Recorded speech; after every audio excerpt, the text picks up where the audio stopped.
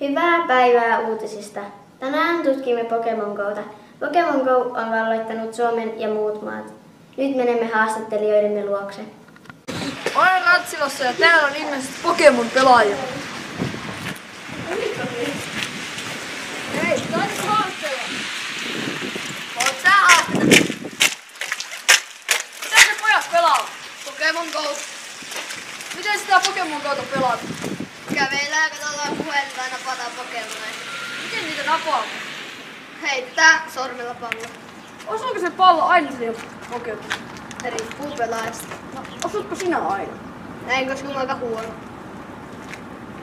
Mikä on paras Pokemoni sitten? Arcanine. Mikä se on? Se on semmonen iso tulikoira.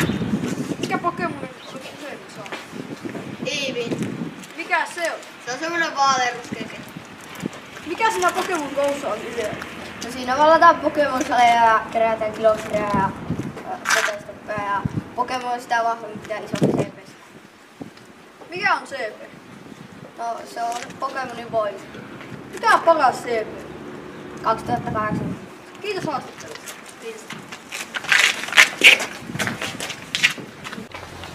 Tulin tänne Rantsilan kylälle haastattelemaan ihmisiä ja kyselemään, mitä mieltä Pokemon-pelissä ollaan.